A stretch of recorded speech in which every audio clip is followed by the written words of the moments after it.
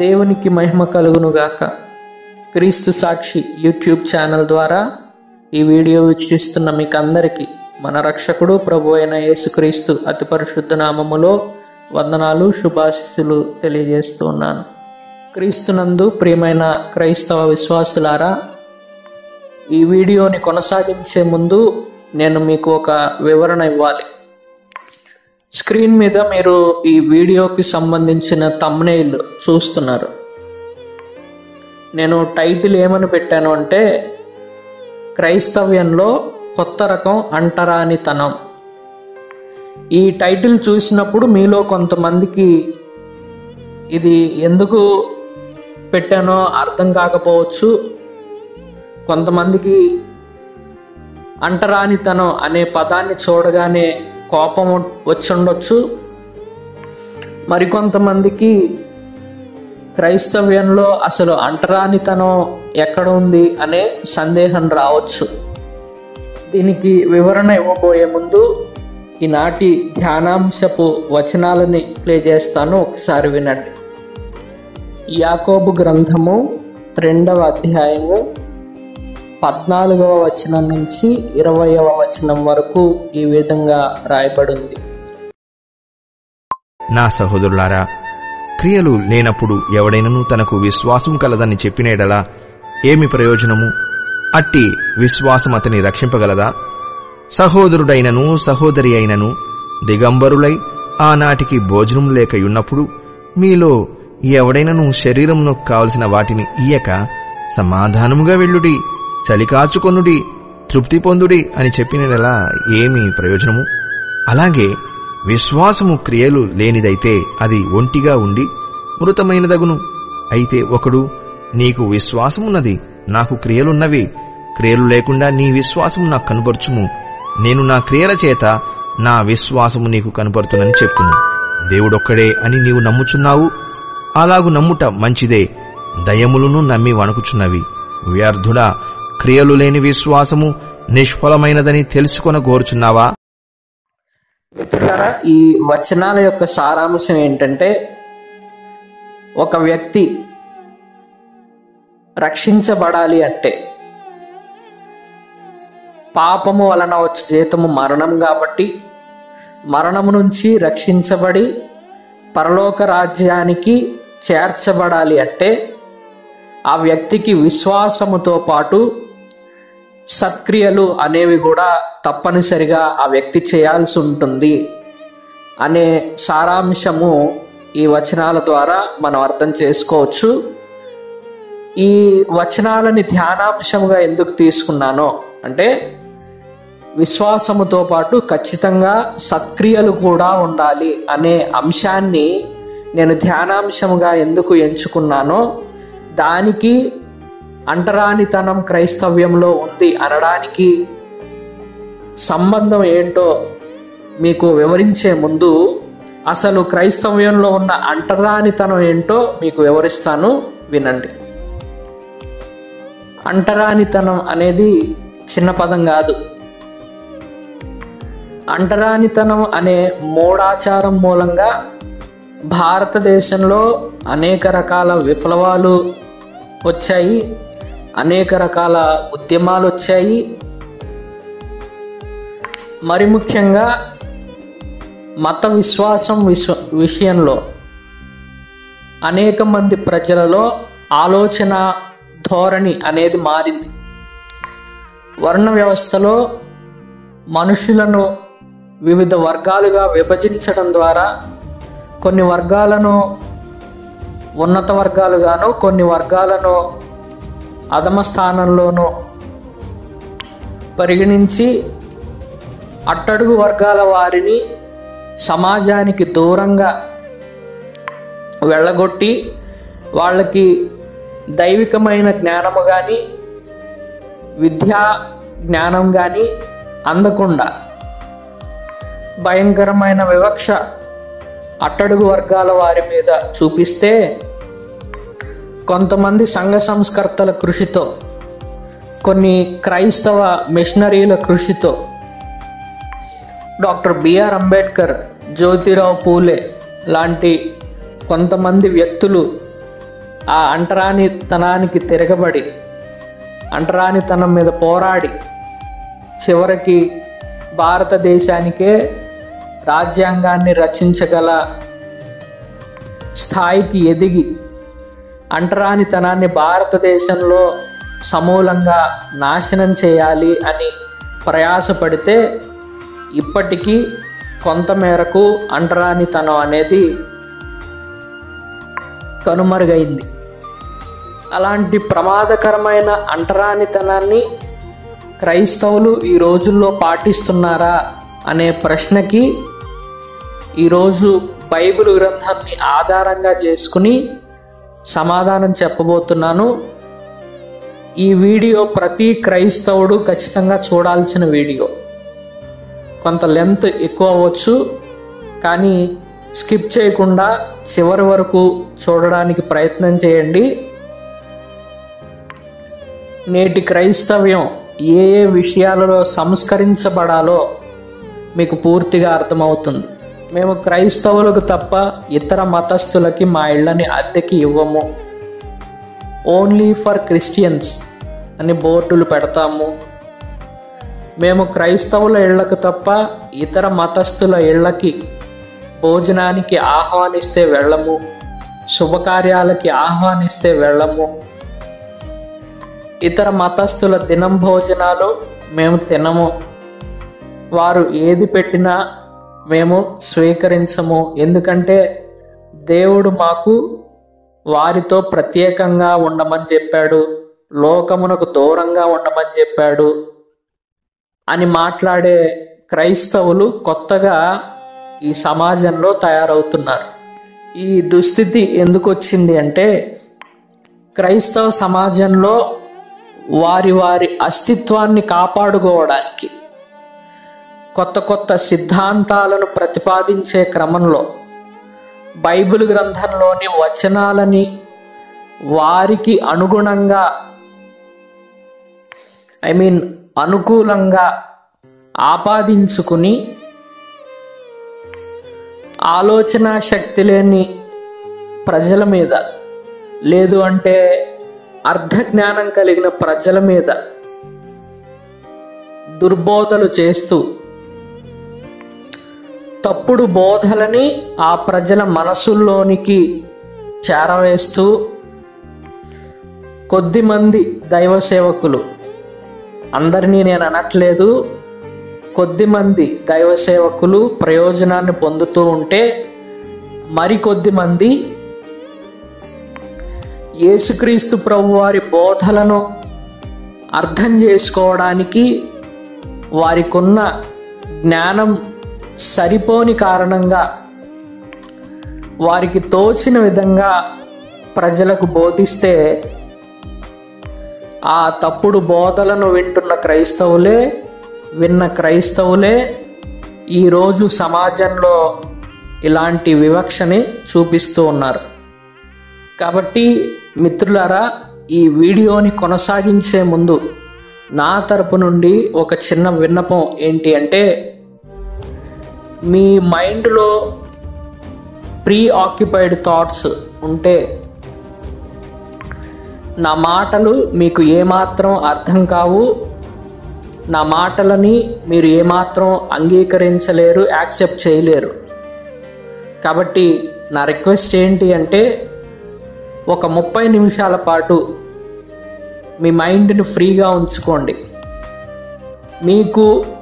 మీరు అనుసరించే మీ దైవ సేవకుల పైన ఉన్న అభిమానాన్ని, వారు బైబిల్ గ్రంథాన్ని ఆధారం చేసుకుని ఇప్పటి వరకు మీకు బోధించిన బోధలని, వాటి పట్ల మీకున్న జ్ఞానాన్ని కొద్దిసేపు పక్కన పెట్టి ఫ్రీ మైండ్తో ఈ మెసేజ్ను వినండి. నా తరపు నుంచి నేను కూడా ఒక వాగ్దానం చేస్తున్నాను మీకు. ఎట్టి పరిస్థితుల్లోనూ బైబిల్ గ్రంథాన్ని దాటి నా సొంత మాటలను కానీ, నా సొంత ఆలోచన విధానాన్ని కానీ మీకు నేను ఎక్స్ప్లెయిన్ చేయను. కేవలం బైబిల్ గ్రంథంలోని వచనాలను ఆధారం చేసుకుని మాత్రమే ఈ విషయం మీద నేను మీతో మాట్లాడతాను. భారతదేశంలో ఒకప్పుడు ఏ మత విశ్వాసానికి చెందిన కొంతమంది పెద్దలు ప్రజలని వర్ణ వ్యవస్థ పేరుతో విభజించి వివక్షను చూపించారో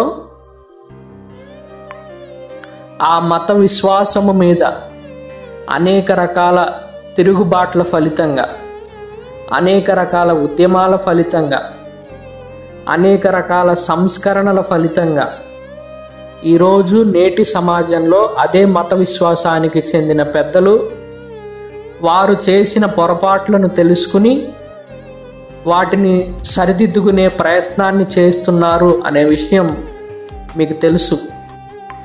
క్రైస్తవ ధర్మం కానీ, క్రైస్తవ విశ్వాసులు కానీ ఇలాంటి వివక్షకు దూరంగా ఉన్నారు కాబట్టే ప్రపంచంలో నేటికి క్రైస్తవ విశ్వాసము అనేది అత్యంత ఎక్కువగా ఆదరించబడుతుంది, యాక్సెప్ట్ చేయబడుతుంది. ఒకవేళ ఇదే వివక్షతని క్రైస్తవ సమాజం కూడా దేవుని పేరు చెప్పి కొనసాగిస్తే క్రైస్తవ సంఘానికి కూడా, క్రైస్తవ సమాజానికి కూడా ఈ ప్రమాదం వచ్చే అవకాశం ఉంది. కాబట్టే ఖచ్చితంగా కొంత కఠినంగా ఈ విషయాన్ని గురించి మాట్లాడాల్సి వస్తుంది. తప్పనిసరి పరిస్థితులలో జరుగుతున్నది కాబట్టి సమాజంలో దైవ సేవకుల వైపు నుంచి కూడా కొన్ని తప్పిదాలు ఖచ్చితంగా ఉన్నాయి కాబట్టి బోధల విషయంలో ఖచ్చితంగా వాటి గురించి మాట్లాడాల్సి వస్తుంది. కాబట్టి ప్రీ ఆక్యుపైడ్ థాట్స్తో కాకుండా ఫ్రీ మైండ్తో ఈ మెసేజ్ను వినండి.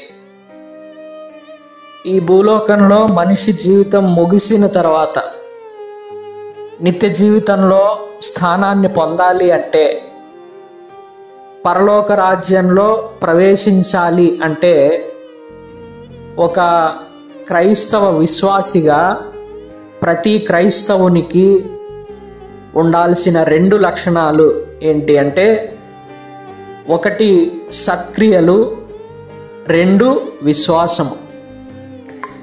ఈ రెండింటిలో దేనికి ప్రథమ స్థానాన్ని ఇవ్వాలి, దేనికి ద్వితీయ స్థానాన్ని ఇవ్వాలి, 2వ స్థానాన్ని ఇవ్వాలి అనే ప్రశ్న ఉత్పన్నమైనప్పుడు, అంటే ప్రథమ ప్రాధాన్యత దేనికి ఇవ్వాలి, 2వ ప్రాధాన్యత దేనికి ఇవ్వాలి అనే ప్రశ్న ఏర్పడినప్పుడు మనం గ్రహించాల్సింది ఖచ్చితంగా ప్రథమ ప్రాధాన్యత సత్క్రియలకే ఇవ్వాలి. ఎందుకు ఈ మాట ఖచ్చితంగా చెప్పగలుగుతున్నానంటే, విశ్వాసం ఉన్న ప్రతి ఒక్కరూ సత్క్రియలు చేయకపోవచ్చు, కానీ సత్క్రియలు చేసే ప్రతి ఒక్కరిలో ఖచ్చితంగా విశ్వాసము అనేది కనబడుతుంది. ఈ విషయం యోబు గ్రంథంలో ఈరోజు మనం ఎంచుకున్న ధ్యానాంశములో 18వ వచనంలో చాలా స్పష్టంగా ఉంది. దానికంటే ముందు 17వ వచనంలో, అలాగే విశ్వాసము క్రియలు లేనిదైతే అది ఒంటిగా ఉండి మృతమైనదగును అంటూ 18వ వచనంలో, అయితే ఒకడు నీకు విశ్వాసం ఉన్నది, నాకు క్రియలున్నవి, క్రియలు లేకుండా నీ విశ్వాసము నాకు కనపరచుము, నేను నా క్రియల చేత నా విశ్వాసమును నీకు కనపరుతునని చెప్పును అని స్పష్టంగా రాయబడింది. మరి మన విశ్వాసము అనేది మనం చేసే సత్క్రియల మీద ఆధారపడి ఉంటుందని, మనం చేసే సత్క్రియల వలనే మన విశ్వాసం ఈ ప్రపంచానికి వెల్లడవుతుంది అని బైబిల్ గ్రంథం ఇంత స్పష్టంగా చెబుతున్నప్పుడు అసలు సత్క్రియలు అంటే ఏంటి, వేటిని సత్క్రియలుగా బైబిల్ గ్రంథం వర్ణించింది అనే విషయాన్ని ఒకసారి తెలుసుకుందాం. మత్తయి సువార్త 25వ అధ్యాయము 31వ వచనం నుంచి 46వ వచనం వరకు ఈ విధంగా రాయబడింది.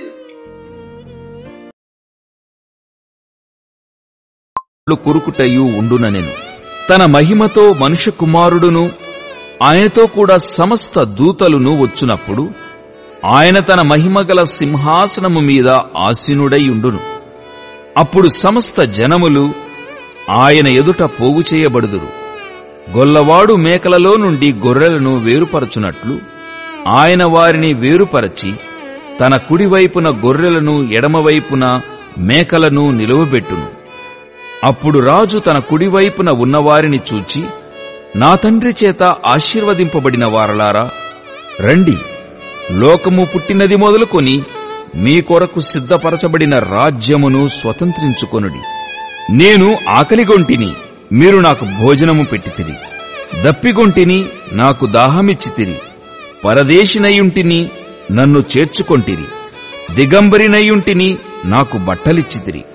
రోగినయుంటిని, నన్ను చూడవచ్చితిరి. చెరసాలలో ఉంటిని, నా యొద్దకు వచ్చితిరని చెప్పును. అందుకు నీతిమంతులు, ప్రభువా, ఎప్పుడు నీవు ఆకలిగొని ఉండుట చూచి నీకు ఆహారమిచ్చితిమి? నీవు దప్పిగొని ఉండుట చూచి ఎప్పుడు దాహమిచ్చితిమి? ఎప్పుడు పరదేశివై ఉండుట చూచి నిన్ను చేర్చుకొంటిమి? దిగంబరివై ఉండుట చూచి బట్టలిచ్చితిమి? ఎప్పుడు రోగివై ఉండుట అయినను చెరసాలలో ఉండుట అయినను చూచి నీ యొద్దకు వచ్చితిమని ఆయనను అడిగెదరు. అందుకు రాజు, మిక్కిలి అల్పులైన ఈ నా సహోదరులలో ఒకనికి మీరు చేసితిరి గనుక నాకు చేసితిరని నిశ్చయముగా మీతో చెప్పుచున్నానని వారితో అనును. అప్పుడాయన ఎడమవైపున ఉండువారిని చూచి, శపింపబడిన వారలారా, నన్ను విడిచి అపవాదికిని వాని దూతలకును సిద్ధపరచబడిన నిత్యాగ్నిలోనికి పోవుడి.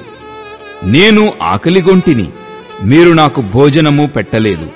దప్పిగొంటిని, మీరు నాకు దాహమియ్యలేదు. పరదేశినయుంటిని, మీరు నన్ను చేర్చుకొనలేదు. దిగంబరినయుంటిని, మీరు నాకు బట్టలియ్యలేదు. రోగినై చెరసాలలో ఉంటిని, మీరు నన్ను చూడరాలేదని చెప్పును. అందుకు వారును, ప్రభువా, మేమెప్పుడు నీవు ఆకలిగొని ఉండుట అయినను, దప్పిగొని ఉండుట అయినను, పరదేశివై ఉండుట అయినను, దిగంబరివై ఉండుట అయినను, రోగివై ఉండుట అయినను, చెరసాలలో ఉండుట అయినను చూచి నీకు ఉపచారము చేయకపోతిమని ఆయనను అడిగెదరు. అందుకాయన, మిక్కిలి అల్పులైన వీరిలో ఒకనికైనను మీరు ఇలాగు చేయలేదు గనుక నాకు చేయలేదని మీతో నిశ్చయముగా చెప్పుచున్నానని వారితో అనును. వీరు నిత్య శిక్షకును, నీతిమంతులు నిత్య జీవమునకును పోవుదురు. మిత్రులారా, దేవుని రెండవ రాకడ సంభవించిన తర్వాత పరలోక రాజ్యంలో మనుష్యులందరికీ తీర్పు తీర్చే విషయంలో ఆ సమయంలో ఏం జరుగుతుంది అనే విషయాన్ని వివరిస్తూ ఉపమాన రూపంగా యేసుక్రీస్తు ప్రభువారు పలికిన మాటలే ఈ వచనాలు. ఇందులో మనుష్యులని రెండు భాగాలుగా విభజించి దేవునికి కుడివైపున ఒక వర్గాన్ని, ఎడమవైపున ఒక వర్గాన్ని ఉంచి సత్క్రియల విషయంలో సత్క్రియలు చేసిన వారిని గూర్చి, సత్క్రియలు చేయని వారిని గూర్చి మాట్లాడుతున్న సందర్భాన్ని మీరు గమనించవచ్చు ఈ వచనాలని చదవడం ద్వారా. అంటే పరలోక రాజ్యంలో స్థానాన్ని సంపాదించాలి అంటే సత్క్రియలు చేయాలి. అట్టి సత్క్రియలు చేయని వారిని పాతాళమునకు పంపిస్తూ దేవుడు ఆజ్ఞనిస్తున్న సందర్భాన్ని ఈ వచనాలలో మనం గమనించవచ్చు. ఇక్కడెక్కడ విశ్వాసమునకు సంబంధించిన ప్రస్తావన లేదు, కేవలం సత్క్రియలకు సంబంధించిన ప్రస్తావనే ఉంది. నువ్వు ఉపవాస ప్రార్థనలు బాగా చేశావు కాబట్టి నిన్ను నీతిమంతుడిగా ఎంచాను. నువ్వు ఉపవాసన ప్రార్థనలు చేయలేదు కాబట్టి, విశ్వాసము చూపించలేదు కాబట్టి నిన్ను నీతిమంతుడిగా ఎంచలేదు అని దేవుడు ఎక్కడా చెప్పినట్లు ఈ వచనాలలో లేదు. ఆకలి ఉన్న వారికి అన్నం పెట్టే విషయంలో, వస్త్రాలు లేని వారికి వస్త్రాలను ఇచ్చే విషయంలో, చెరసాలలో ఉన్నవారిని పరామర్శించే విషయంలో, అనారోగ్యంతో ఉన్న వారిని పరామర్శించే విషయంలో, మనుష్య జాతికి తీర్పు తీర్చబడినట్లుగా ఇక్కడ మీకు అర్థమవుతుంది.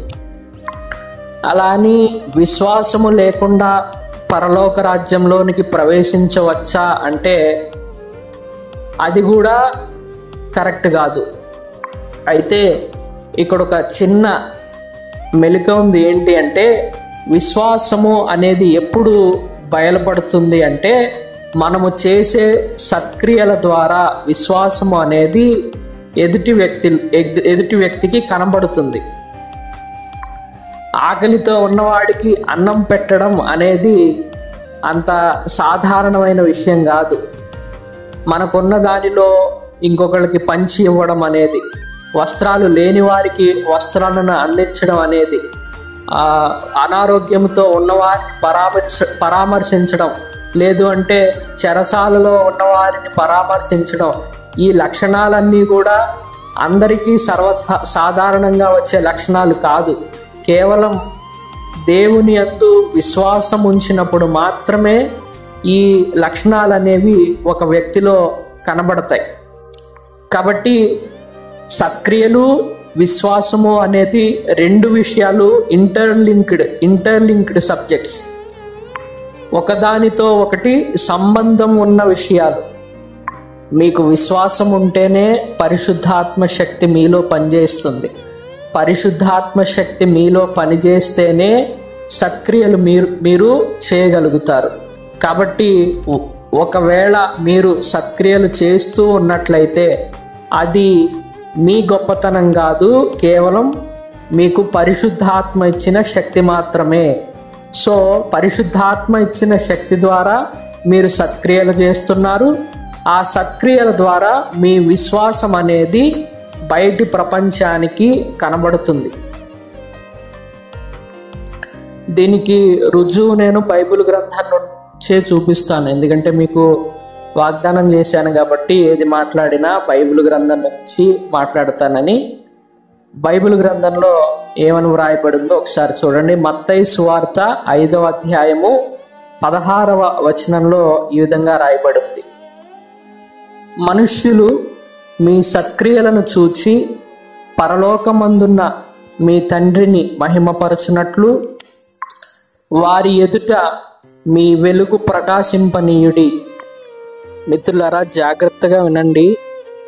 క్రైస్తవ్యానికి అలంకారాన్ని తీసుకురావాలంటే, దేవుని మహిమను ఈ ప్రపంచానికి చాటి చెప్పాలంటే, కనబరచాలంటే అది కేవలం మనం చేసే సత్క్రియల వల్ల మాత్రమే సాధ్యమవుతుంది. ఓన్లీ ఫర్ క్రిస్టియన్స్ అనే బోర్డులు పెట్టి నా ఇంటిని కేవలం క్రైస్తవులకు మాత్రమే అద్దెకి ఇస్తాను అని చెప్పడం ద్వారా ఒక కారణంతో ఒక కారణం చూపించి ఒక వ్యక్తికి మీరు దూరం అవుతున్నారు తప్ప ఒక వ్యక్తిని లేదా ఒక కుటుంబాన్ని మీరు ద్వేషిస్తున్నారు తప్ప ఎంత మాత్రము మీరు వారి విషయంలో సత్క్రియ చేయడం లేదు. ఆ విషయంలో దేవుని మహిమ ఇతరులకు కనబరచబడదు. క్రైస్తవులు తప్ప ఇతర మతస్థుల శుభకార్యాలకి, ఫంక్షన్స్కి మేము వెళ్ళము, వారి భోజనాన్ని మేము స్వీకరించము, వారు పెట్టే ఆహారాన్ని మేము స్వీకరించము అని వారిని తిరస్కరించడం ద్వారా ఒక వ్యక్తికి మీరు ఒక కారణాన్ని చూపించి దూరం అవుతున్నారు, వారిని ద్వేషిస్తున్నారు తప్ప దీనివల్ల ఏమాత్రము దేవునికి మహిమ కలగదు. ప్రపంచానికి దేవుని యొక్క మహిమ కనబరచబడదు. ఒక విషయం ఆలోచించండి. సత్క్రియలు ఎవరికి చేయమని దేవుడు ఆజ్ఞాపించాడు? కేవలం క్రైస్తవులకు మాత్రమే చేయమని ఆజ్ఞాపించాడా? బాప్తిజం తీసుకున్న వారికి మాత్రమే చేయమని ఆజ్ఞాపించాడా? యేసుక్రీస్తుని విశ్వసించిన వారికి మాత్రమే సత్క్రియలు చేయండి అని ఆజ్ఞాపించాడా? ఆకలి దప్పులు కలిగిన వారిలో అన్య మతస్థులు ఉండరా?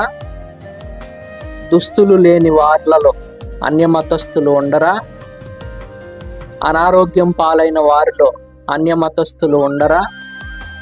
అదేవిధంగా చెరసాల పాలైన వారిలో అన్యమతస్థులు ఉండరా? అందరూ ఉంటారు. అన్ని మతాలకు చెందిన వారు ఉంటారు. అలాంటప్పుడు మీరు సత్క్రియలు చేయదలుచుకున్నప్పుడు, మీరు ఒక కారణం చూపించి వారిని ద్వేషించినప్పుడు, మీరు వారిని ద్వేషిస్తున్నారు అనే విషయం వారికి స్పష్టంగా అర్థమవుతున్నప్పుడు వారు ఏ విధంగా మీ సత్క్రియలను కానీ మీ సహాయాన్ని కానీ వారు స్వీకరిస్తారు అని మీరు అనుకుంటున్నారు? క్రైస్తవ్యానికి ఒక అలంకారాన్ని తెచ్చిన మన పూర్వీకులలో ఎవరైనా సరే ఇలాంటి వివక్ష ఇతర మతస్థులపైన కానీ ఇతర వ్యక్తులపైన కానీ చూపించి ఉంటే దేవునికి ఇంత మహిమ వచ్చి ఉండేదా? క్రైస్తవ్యానికి ప్రపంచంలో ఇంత ఆదరణ వచ్చి ఉండేదా? ఒక కీలకమైన విషయాన్ని మీ దృష్టికి తీసుకొస్తున్నాను, జాగ్రత్తగా గమనించండి. బైబిల్ గ్రంథాన్ని చదివేటప్పుడు క్రైస్తవుడిగా మీకు మీరు పునాది వేసుకుంటున్న క్రమంలో మొదట మీరు చేయాల్సిన పని సువార్తలు చదవడం. సువార్తలలో ఏముంది అంటే యేసుక్రీస్తు ప్రభువారి యొక్క బోధలు ఉన్నాయి, ఆయన యొక్క జీవితం ఉంది, జీవన విధానం ఉంది, ఆయన ఏం చేశాడో ఉంది, మనల్ని ఏం చేయమని చెప్పాడో ఉంది. ఒకవేళ మీరు సువార్తలు దాటి సువార్తలు చదవకుండా సువార్తలను స్కిప్ చేసి వాటిని దాటి తరువాతి గ్రంథాలు మీరు చదివి, ఉదాహరణకి సువార్త గ్రంథాలు ముగిసిన తర్వాత అపోస్తుల కార్యాలని, వాటి తర్వాత పౌలు గారు వివిధ సంఘాలకు రాసిన లేఖలు కానీ, పేతురు గారు రాసిన గ్రంథాలు కానీ, ఇలాగా ఇతర రకాల గ్రంథాలు అవి వేటిని సూచిస్తాయి అంటే క్రైస్తవులు తమ విశ్వాసాన్ని ఏ విధంగా బలపరుచుకోవాలో సూచిస్తాయి. అయితే వీటికంటే ముందు యేసుక్రీస్తు ప్రభువారి యొక్క బోధలు ఏం సూచిస్తాయి అంటే మనం చేయాల్సిన సత్క్రియలు, మనం జీవించాల్సిన జీవన విధానం, పరలోక రాజ్యంలో మన స్థానాన్ని పదిలపరుచుకోవడానికి మనం ఏ విధంగా జీవించాలి అనే అంశాలు ఖచ్చితంగా బైబిల్ గ్రంథంలో నూతన నిబంధనలో ఉన్న సువార్తలలో ఉంటాయి. ఇవి చదివిన తర్వాత వీటి మీద మీకు ఫౌండేషన్ పడిన తర్వాత మాత్రమే మీ విశ్వాసాన్ని పెంపొందించుకోవడానికి పౌలు గారు రాసిన లేఖలు కానీ ఇతర గ్రంథాలు కానీ చదవాలి. బైబిల్ చదివే క్రమము ఇది, విధానం ఇది, ఆర్డర్ ఇది. నేను చెప్పాను, మొదట ప్రథమ స్థానం, ప్రథమ ప్రాధాన్యత దేనికి ఇవ్వాలి అంటే సత్క్రియలకు ఇవ్వాలి. రెండవ ప్రాధాన్యత విశ్వాసానికి ఇవ్వాలి. కానీ నేటి క్రైస్తవులు పునాది దేని మీద వేసుకుంటున్నారు అంటే కేవలం విశ్వాసము మీద మాత్రమే పునాది వేసుకుంటున్నారు. అంటే భక్తి జీవితము అనేది వ్యక్తిగతం, కేవలం ఒక వ్యక్తికి దేవునికి మధ్య విషయం మాత్రమే, వ్యక్తికి దేవునికి సంబంధించిన అంశము మాత్రమే భక్తి అనేది. ఆ భక్తికి తోడ్పడేది విశ్వాసం. కానీ విశ్వాసానికంటే ముందు సత్క్రియలు అనేవి నీతో పాటు నీ పొరుగు వారి జీవితాన్ని కూడా ప్రభావితం చేస్తాయి. నీతో కలిసి జీవించే నీ సహచరులు, సోదరులు, ఇరుగు పొరుగు వారి జీవితాలను నువ్వు చేసే సత్క్రియలు అనేవి ప్రభావితం చేస్తాయి.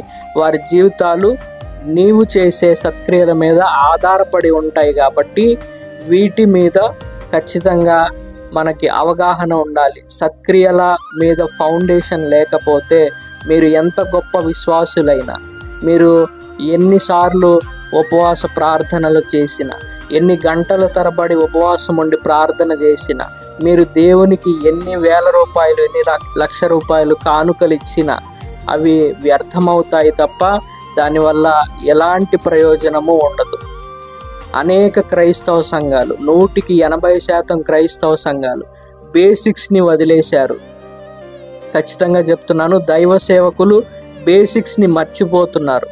బేసిక్స్ని సంఘస్థులకు బోధించటంలో నిర్లక్ష్యం వహిస్తున్నారు. కేవలం విశ్వాసమునకు సంబంధించిన అంశాలకు ప్రాధాన్యత ఇస్తూ విగ్రహారాధనని లేదంటే విగ్రహార్పితాలని వీటి మీద కాన్సన్ట్రేట్ చేస్తూ అసలైన యేసుక్రీస్తు బోధలని పూర్తిగా పక్కన పెట్టేసిన సంఘాలు, క్రైస్తవ సంఘాలు ఈరోజు సమాజంలో 100% ఉన్నాయి. అవి బైబిల్ గ్రంథంలో లేవు అని నేను అనడం లేదు, వాటిని పాటించకూడదు అని నేను అనడం లేదు. ప్రాధాన్యత, వరుస క్రమం దేనికి ఇవ్వాలి అనే విషయం గురించే నేను మాట్లాడుతున్నాను. ఒక దానిని విస్మరించి కేవలం ఒక విషయాన్ని మాత్రమే పట్టుకుని దాని ద్వారా మేము పరలోక రాజ్యానికి వెళ్తాం అనుకుంటే అది మీ మూర్ఖత్వం తప్ప ఇంకొకటి కాదు. మదర్ తెరీసా లాంటి మహానుభావులు ఈ ప్రపంచానికి చూపించింది భక్తి కాదు, భక్తి జీవితం కాదు, సేవా జీవితం. యేసుక్రీస్తుని ఈ ప్రపంచానికి పరిచయం చేసింది వారి సేవల ద్వారా, వారి భక్తి ద్వారా కాదు. అనేక క్రైస్తవ మిషనరీలు ఉచితంగా స్కూళ్ళు కట్టించి, ఉచితంగా కాలేజీలు కట్టించి, ఉచితంగా హాస్పిటల్స్ కట్టించి, అనేక రూపాలలో సేవలు అందిస్తూ ఈ ప్రపంచానికి యేసుక్రీస్తు ప్రభువారి బోధలను పరిచయం చేశారు. నిజంగా యేసుక్రీస్తు ప్రభువారు వారి జీవితం ద్వారా మనందరికీ నేర్పింది అదే. అలాంటి క్రైస్తవ్యానికి, అలాంటి క్రీస్తు మార్గానికి తెలిసి తెలియని అజ్ఞానంతో మనలో కొంతమంది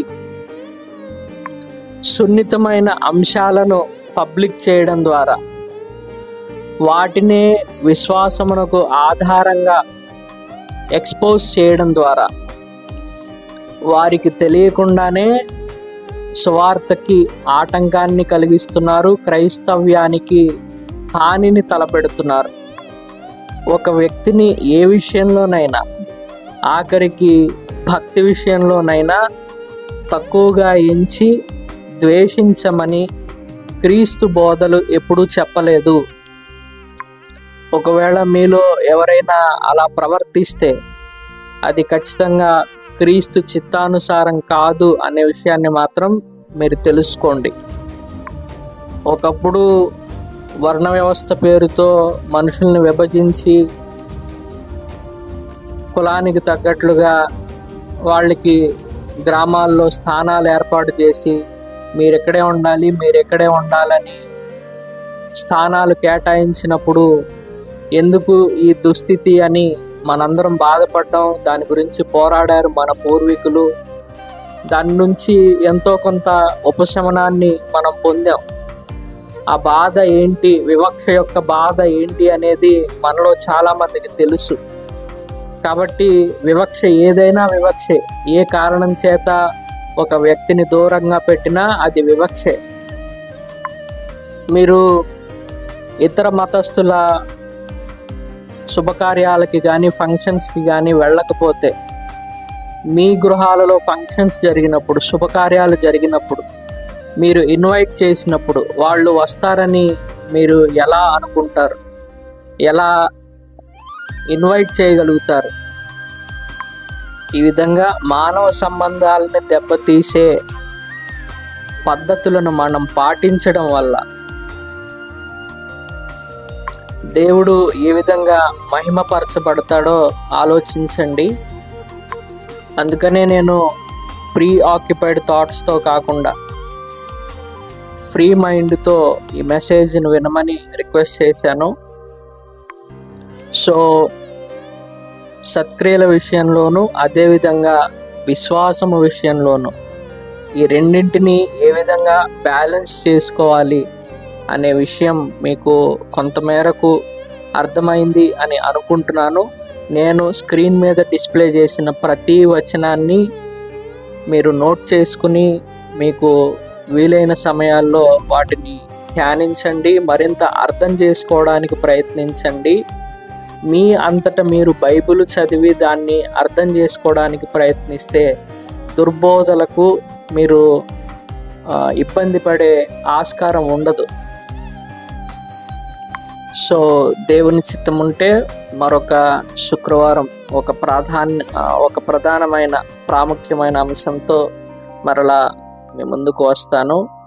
అంతవరకు దేవుడు మిమ్ములను మీ కుటుంబాలను దీవించాలని, మీకు మంచి జ్ఞానమును దయచేయాలని, ఆత్మీయంగా బలపడడానికి, అదేవిధంగా ఈ లౌకిక సంబంధమైన జీవితంలో సరైన సత్సంబంధాలు కలిగి ప్రతి వ్యక్తితోనూ ప్రేమపూర్వకంగా జీవించాలని, ఆ దేవాది దేవుడు మీకు శక్తిని బలమును దయచేయాలని వేడుకుంటూ, నా గురించి కూడా మా కుటుంబమును గురించి కూడా ప్రార్థించమని వేడుకుంటూ ఈ సందేశాన్ని ముగిస్తున్నాను.